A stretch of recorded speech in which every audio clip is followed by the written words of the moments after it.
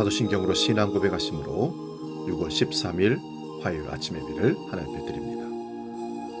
나는 전능하신 아버지 하나님, 천지의 창조주를 믿습니다. 나는 그의 유일하신 아들, 우리 주 예수 그리스도를 믿습니다. 그는 성령으로 잉태되어 동정녀 마리아에게서 나시고 본디오 빌라도에게 고난을 받아 십자가에 못 박혀 죽으시고 장사된 지 사흘 만에 죽은 자 가운데서 다시 살아나셨으며 하늘에 오르시어 전능하신 아버지 하나님 우편에 앉아 계시다가 거기로부터 살아있는 자와 죽은 자를 심판하러 오십니다. 나는 성령을 믿으며 거룩한 공교회와 성도의 교제와 죄를 용서받는 것과 몸의 부활과 영생을 믿습니다. 아멘.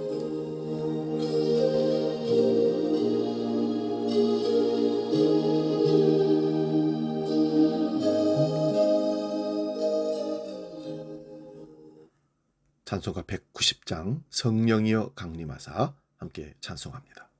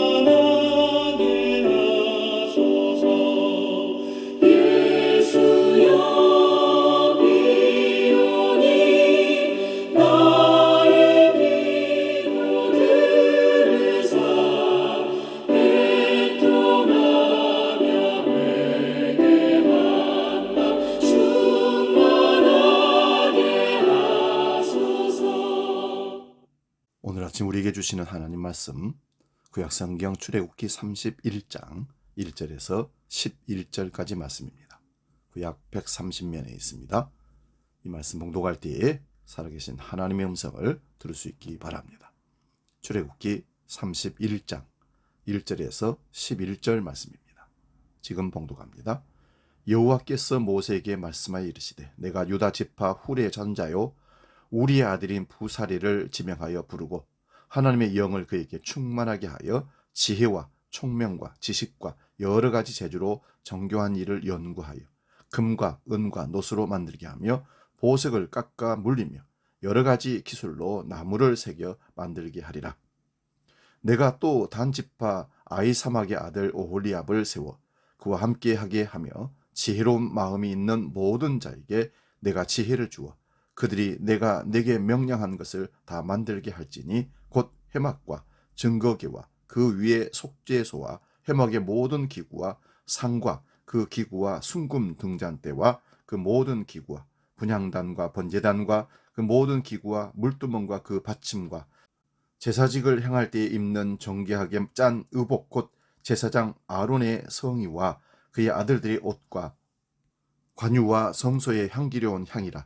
물은 내가 내게 명령한 대로 그들이 만들지니라. 아멘. 오늘 봉독한 말씀으로 하나님의 영이 충만한 사람들, 이런 제목으로 말씀의 은혜를 나눕니다. 하나님의 영이 임한 사람은 가난한 사람들에게 기쁜 소식을 전하고 상한 마음을 싸매어주고 포로에게 자유를 선포하고 갇힌 사람에게 자유를 누리기를 기도하고 주님의 은혜의 해를 선언하며 죄 지은 자에게 하나님의 보복을 경고합니다. 모든 슬퍼하는 사람들을 위로하여 죄 대신 화관을 씌우고 슬픔 대신 기쁨을 누리게 해주기 때문에 사람들이 그들을 가리켜 의의 나무라고 부른다고 이사야 선지자가 예언합니다. 하나님의 거룩한 영이 임하면 이렇게 살지 못했던 지난날의 모든 과오가 가슴 깊은 곳에서 우리를 회개로 이끌어냅니다. 심지어 하나님의 이름을 들먹거리며 주님의 이름을 내세우며 행했던 수많은 무지한 행위들에 대해 깊이 회개하고 반성하게 됩니다. 한국 개신교회는 여전히 하나님의 사랑을 외치면서도 동시에 전쟁을 지지하고 하나님에 대한 굳산 믿음으로 이웃을 혐오하는 말들을 쏟아내는 사람들이 많습니다. 가슴이 찢어질 일이고 너무나도 슬픈 현실입니다. 그리고 성령 충만을 뜨거움과 시끄러움과 이적과 기사로 말하다 보니 많은 오해를 자아내기도 했습니다. 로마서 12장에는 믿음의 분량대로 주신 은사가 나옵니다. 우리에게 주신 은혜대로 받은 각각 은사를 다르게 그 일에 맞게 성실함과 즐거움으로 하라고 말씀을 가르칩니다. 고린도후서 12장에는 은사의 균형을 말합니다. 모두 선지자가 될 필요는 없고 다 능력을 행할 필요도 없다는 말씀입니다. 오늘 본문에는 하나님의 모세에게 성막 양식에 대한 모든 것들을 알려주시면서 그에 따른 기구를 만들 사람들까지 직접 지명하는 것을 보게 됩니다. 사람들은 저마다 자신이 잘하는 분야를 가지고 있습니다. 그것을 우리는 주특기라고도 합니다. 모세는 하나님의 사람으로서 뛰어난 지도력을 갖고 있습니다. 그의 리더십은 온유함의 리더십이었습니다. 그러나 그가 모든 걸 다 잘할 수는 없습니다. 특히 성막을 만드는 일에 있어서는 전문가의 기술이 필요했습니다. 하나님은 유다지파 훌의 손자인 부사렐과 단지파의 아히사막의 아들 오홀리압을 지명하여 그에게 일하도록 부르십니다. 이 두 사람은 하나님을 위해 성막을 만들 최고의 기술자였습니다. 여러분의 주특기가 있습니까? 그것이 무엇입니까? 무엇을 가장 잘할 수 있습니까? 교회의 전반적인 운영에 있어서 목회자가 가장 전문가입니다. 농사는 농사의 잔뼈가 굵은 농부가 전문가이듯 목회자는 목회에 최적화되어 있는 전문 사역자입니다. 그러나 교회 안에는 여러 가지 일들이 존재합니다. 목사 혼자 북치고 장구칠 수는 없는 일입니다. 하나님께서는 각 사람에게 믿음의 분량대로 각양 좋은 은사를 주셨다고 말씀합니다. 그것을 썩히지 말고 교회와 하나님을 위해 아름답게 사용해야 합니다. 예를 들면 교회에는 정리정돈도 필요합니다. 꽃을 가꾸는 것도 필요합니다. 이번 코로나 바이러스를 통해서 어떤 교회에서는 마스크와 손소독제를 성도들이 직접 만들어 이웃을 섬기는 일들도 있었다는 것입니다. 여러 조각이 모여 하나의 작품이 되는 것처럼 우리의 작은 섬김과 나눔이 하나하나 모일 때 하나님의 멋진 작품이 되는 것입니다. 그러나 아무리 뛰어난 재주가 있다 하더라도 성령의 역사가 없이는 좋은 결과를 가져올 수가 없습니다. 사람들은 성령의 역사 없이 자기 힘과 기술로 얼마든지 할 수 있다고 말하지만 주의 일은 그럴 수가 없습니다. 아무리 말 잘하는 달변가라도 성령의 감동이 없이는 회중의 마음을 감동시키는 설교자가 될 수 없습니다.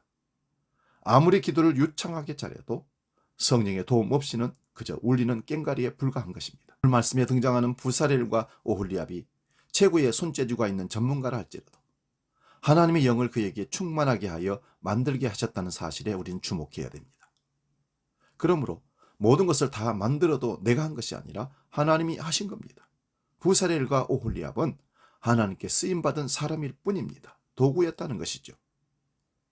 두 사람이 뛰어난 기술자일지라도 임의로 자기 방식대로 창의력을 발휘해서 마음대로 만들 수는 없습니다. 본문 11절을 봅니다. 내가 네게 명령한 대로 그들이 만질지니라. 그들은 하나님이 보이신 대로, 하나님이 디자인한 대로 만들어야 합니다. 우리가 하나님을 섬길 때도 마찬가지입니다. 우리가 원하는 방식과 방법을 고집하는 게 아니라 하나님의 뜻이 무엇인지를 알고 그 뜻대로 섬겨야 합니다. 하나님을 향한 열심이 아무리 좋아도 그것이 하나님의 뜻을 어겨서는 안 됩니다. 하나님의 영이 충만한 사람으로 하나님이 기뻐하시는 일에 쓰임받기를 축원드립니다. 주의 일을 할 때 기도함으로 철저히 하나님의 영에 충만해진 그런 상태로 맡긴 바 사명을 감당하는 하나님의 성령에 충만한 하나님의 사람 될 수 있기를 바랍니다. 이런 사람들이 교회의 가장 귀한 일꾼들입니다. 기도하겠습니다. 거룩하신 아버지, 성령이 충만한 사역자로 사명을 감당하는 믿음의 사람들로 우리를 사용하여 주시옵소서. 교회들마다 하나님께서 쓰시는 일들이 많습니다. 그 사명에 적절한 성령이 충만하고 준비된 믿음의 사람들을 사용할 때에 큰 대과 없이 하나님의 사명을, 하나님의 교회를 아름답게 세워갈 줄로 믿습니다. 주기도를 함께 기도합니다. 하늘에 계신 우리 아버지, 아버지 이름을 거룩하게 하시며 아버지의 나라가 오게 하시며 아버지의 뜻이 하늘에서와 같이 땅에서도 이루어지게 하소서. 오늘 우리에게 일용할 양식을 주시고 우리가 우리에게 잘못한 사람을 용서하여 준 것 같이 우리의 죄를 용서하여 주시고 우리를 시험에 빠지지 않게 하시고 악에서 구하소서. 나라와 권능과 영광이 영원히 아버지의 것입니다. 아멘.